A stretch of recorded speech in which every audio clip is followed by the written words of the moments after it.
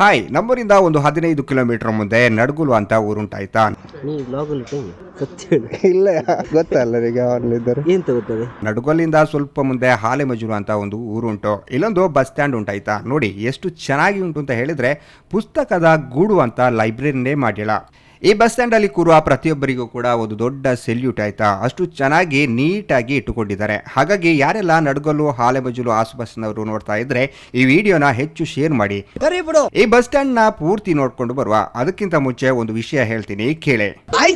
ಸ್ವಲ್ಪ ಶೀತ ಆಗಿದೆ ಆಯ್ತಾ, ಶೀತ ಓಕೆ. 90s ಕಿಡ್ಸ್ ಅಂತ ಹೇಳಿದ್ರೆ ಯಾರು ನಂಬಲ್ಲ. ಈಗ 90ರ ದಶಕ ಇದರ ಆಸುಪಾಸಿನಲ್ಲಿ ಹುಟ್ಟಿದ ಪ್ರತಿಯೊಬ್ಬರಿಗೂ ನಾನು ಈಗ ಹೇಳುವ ವಿಚಾರ ಸರಿಯಾಗಿ ಅರ್ಥ ಆಗುತ್ತೆ.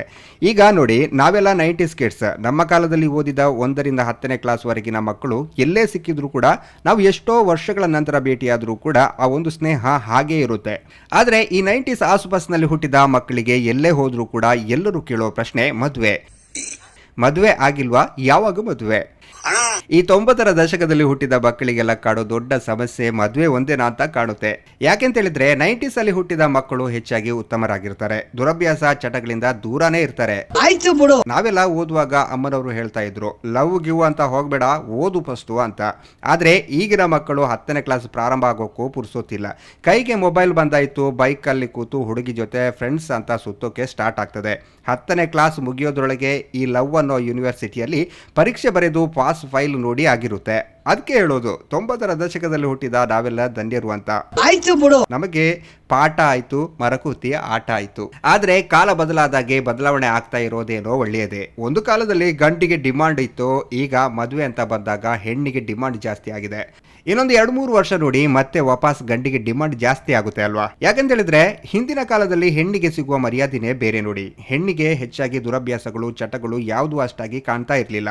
ಆದ್ರೆ ಈಗ ಗಂಡು ಹೆಣ್ಣು ಭೇದ ಭಾವ ಇಲ್ಲ, ಎಲ್ಲಾ ಸಮಾನರು ಅಂತ ಮಾಡಿ ಎಲ್ಲಾ ವಿಷಯದಲ್ಲಿಯೂ ಕೂಡ ಹೆಣ್ಣು ಗಂಡಿಗೆ ಸಮಾನ ಆಗಿದ್ದಾರೆ.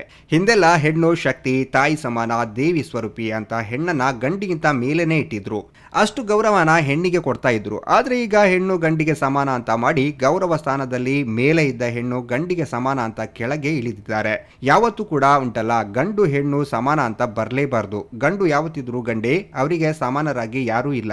ಹೆಣ್ಣು ತನಗೆ ಸಿಕ್ಕಿದ ಆ ಎತ್ತರದ ಗೌರವ ಸ್ಥಾನವನ್ನ ಬಿಟ್ಟು ಗಂಡಿಗೆ ಸಮಾನರಾಗಿ ಕೆಳಗೆ ಬರಲೇಬಾರದು. ಹಾಗಾಗಿ ಇತ್ತೀಚೆಗೆ ನೋಡಿದಾಗ ಗಂಡಸರು ಕೂಡ ಒಳ್ಳೆಯ ವ್ಯಕ್ತಿತ್ವದಿಂದಿರುವ ಕಾರಣ ಮುಂದೆ ಹೆಣ್ಣಿಗಿಂತ ಗಂಡಿಗೆ ಡಿಮಾಂಡ್ ಜಾಸ್ತಿ ಆಗುತ್ತೆ ಅಂತ ಹೇಳ್ಬೋದಲ್ವಾ 90ರ ದಶಕದ ಯುವಕರೇ.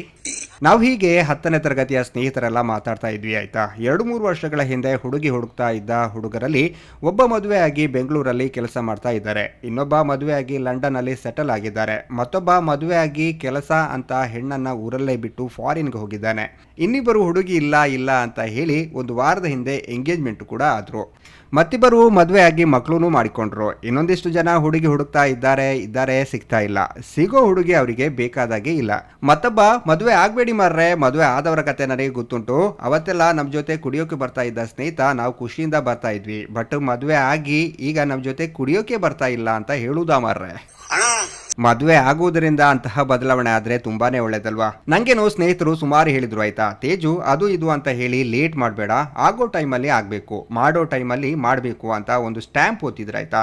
ಹೇಳೋದೆಲ್ಲ ಒಳ್ಳೆಯದಕ್ಕೆ. ಈಗಿನ ಕಾಲದಲ್ಲಿ ಹುಡುಗಿ ಸಿಗದೆ ಇರೋದು ಅದೆಲ್ಲದರನ್ನ ನೋಡಿ ಅವರೆಲ್ಲ ಹೇಳೋದು ನಿಜಾನೇ. ಆದ್ರೂ ಕೂಡ 90ರ ದಶಕದಲ್ಲಿ ಹುಟ್ಟಿದ ಮಕ್ಕಳಿಗೆಲ್ಲ ಒಂದು ಸಣ್ಣ ಕಿವಿ ಮಾತಾಯ್ತಾ, ಮದುವೆ ಆಗ್ಲೇಬೇಕು, ಆಗ್ಬೇಕು. ಹಾಗಂತ ಯಾರೋ ಮದುವೆ ಆಗ್ತಾ ಇದ್ದಾರೆ, ನಾನು ಆಗ್ಬೇಕು, ನನಗೆ ಏಜ್ ಆಯ್ತು ಅಂತ ಹೆದರಿ ಆಗೋದು, ಮಕ್ಕಳು ಮರಿ ಅಂತ ಥಿಂಕ್ ಮಾಡೋದು, ಇದೆಲ್ಲ ಮದುವೆ ಅಂತ ಅಂದಾಗ ಲೇಟ್ ಆದ್ರೂ ಅಡ್ಡಿಲ್ಲ. ಜೀವನ ಪರ್ಯಂತ ಜೊತೆಗೆ ನೆಮ್ಮದಿಯಾಗಿ ಇರೋಕೆ ನಿಮ್ಮಿಂದ ಸಾಧ್ಯ ಅಂತ ಆದಾಗ ಮಾತ್ರ ಆಗಿ. ಇಲ್ಲ ಈಗ ಹೇಗೆ ನೆಮ್ಮದಿಯಾಗಿ ಇದ್ದೀರೋ ಹಾಗೇ ಮುಂದುವರಿಯಿರಿ ಅಂತ ಹೇಳ್ತಾ, ನಂಗೆ PU ಡಿಗ್ರಿ ಸ್ನೇಹಿತ ಕುಶನ್ ನಡುಗಲ್ಲುವಿನಲ್ಲಿ ಬರುವಾಗ ಡೈಲಿ ಸಿಗ್ತಾನೆ. ಇವತ್ತು ಸಿಗ್ಲೇಬೇಕು ಅಂತ ವಿಡಿಯೋ ಮಾಡ್ತಾ ಬಂದೆ. ನೋಡುವ, ನಡುಗಲ್ಲು ಎನ್ನುವ ಊರು ತುಂಬಾ ಚಂದ. ಅಲ್ಲಿ ಅವರ ಒಂದು ಹಂಚಿನ ಅಂಗಡಿ ಇದೆ ಆಯ್ತಾ. ಅವರಿಗೆ ಬೇರೆ ಬೇರೆ ಕಟ್ಟಡ ಇದ್ರೂ ಕೂಡ ಆ ಅಂಗಡಿಯನ್ನ ಹಾಗೆ ಇವಾಗ್ಲೂ ಮೇಂಟೈನ್ ಮಾಡ್ಕೊಂಡು ಬಂದಿದ್ದಾರೆ. ಅದೇ ಖುಷಿ ನೋಡಿ. ಹಾಯ್, ಹಲೋ, ನಮಸ್ಕಾರ.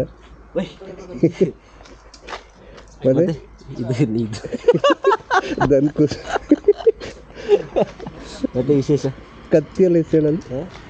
ಕತ್ತಿ ಕಡೆಗೆ ಯಾರು ಕಲರ್ ಬಂದದ? ಕಲ್ಲರಲ್ಲ, ಮರ ಕಡೆಗೆ. ಮತ್ತೆ ವಿಶೇಷ ಹೇಳಕ್ಕೆ ಚಳಿ ಉಂಟ? ಚಳಿ ಇಲ್ಲ, ಚಳಿ ಲೈಟ್ ಆಗಿ. ಸಖತ್ ಆಕ್ಟಿಂಗ್ ಮಾಡ್ತಿದ್ದೆ ಕಾರಣ. ಮತ್ತೆ ವಿಶೇಷ ವಿಷಯ ಹೇಳೋಕೆ ನನಗೆ. ನೀ ಎಲ್ಲಿ ಅದು ಕಾರಲ್ಲಿ ಎಲ್ಲ ಹೋಗ್ತಿದ್ದ ಮೊನ್ನೆ? ನಾ ಮೊನ್ನೆ ವೈಫ್ ಮನೆಗೆ ಹೋಗಿದ್ದೆ.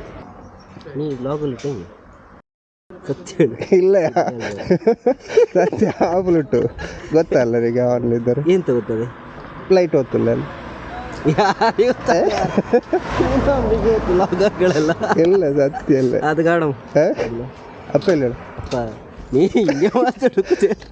ವಸಂತಣ್ಣ ಇಲ್ಲ ಸಂತಣ್ಣೆ ಇಲ್ಲೇ ತೋಟಗಳು. ಈಗ ಬೇಡಲ್ಲ ನಾವು ನಾ ಬರಕ್ಕ. Okay bye. ಒಂದು ಉತ್ತಮ ಪುಸ್ತಕ 100 ಸ್ನೇಹಿತರಿಗೆ ಸಮಾನ, ಆದರೆ ಉತ್ತಮ ಸ್ನೇಹಿತ ಒಂದು ಗ್ರಂಥಾಲಯಕ್ಕೆ ಸಮ.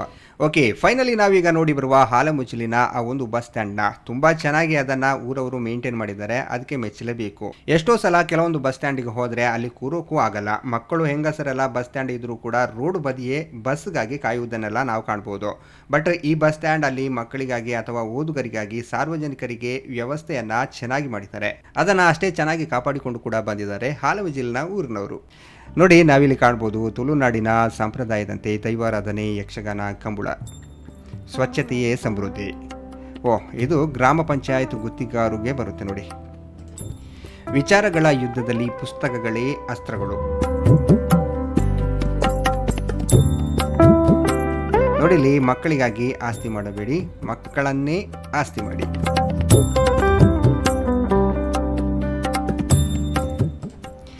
ಎಷ್ಟು ನೀಟಾಗಿ ಉಂಟು ನೋಡಿ. ಈ ಬಸ್ ಸ್ಟ್ಯಾಂಡ್ ನೋಡಿದ್ರೇ ಊರು ಯಾವ ರೀತಿ ಇದೆ ಅಂತ ಹೇಳ್ಬೋದು. ಕುಡಿಯೋಕೆ ಇಲ್ಲಿ ನೀರುಂಟು.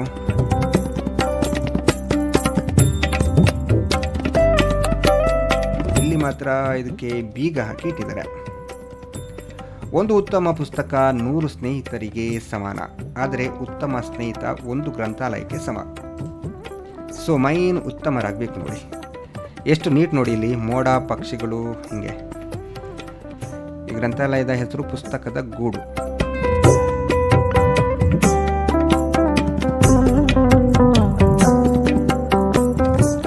ಬೇರೆ ಬೇರೆ ಪುಸ್ತಕ ಉಂಟು ನೋಡಿ. ಇಲ್ಲಿ ಹಿಂಗಾರ ಅರಭಾಷೆ ಪುಸ್ತಕ ಆಗಿರಬೇಕು. ಓಕೆ, ನನಗಂತೂ ತುಂಬ ಖುಷಿ ಆಯಿತು. ನಿಮ್ಮವರಲ್ಲಿ ಕೂಡ ಹೀಗೆ ಉಂಟಾ ನೋಡಿ. ಬಸ್ಸಿಗೆ ಬರುವವರು ಮಾತ್ರ ಇಲ್ಲಿ ಕೂರೋದು ಅಂತ ಕಾಣುತ್ತೆ, ಅಷ್ಟು ನೀಟಾಗಿ ಉಂಟು. ಯಾವುದೇ ತಿಂದು ಉಗುಳಿದು ಕವರ್ಗಳು ಯಾವುದು ಇಲ್ಲಿ ಕಾಣಲ್ಲ ನೋಡಿ. ಓಕೆ, ಈ ವಿಡಿಯೋನ ಇಲ್ಲಿಗೆ ನಿಲ್ಲಿಸ್ತಾ ಇದ್ದಾನೆ. ಇಷ್ಟೊತ್ತು ನೋಡಿದ ಮೇಲೆ ಒಂದು ಲೈಕ್, ಸಬ್ಸ್ಕ್ರೈಬ್ ಮಾಡಿ ಅಂತ ಹೇಳ್ತಾ ಕಮೆಂಟ್ ಕೂಡ ಮಾಡಿ. ಮುಂದಿನ ವಿಡಿಯೋದಲ್ಲಿ ಹಾಗಾದರೆ ಮತ್ತೆ ಸಿಗುವ. ಬಾಯ್ ಬಾಯ್.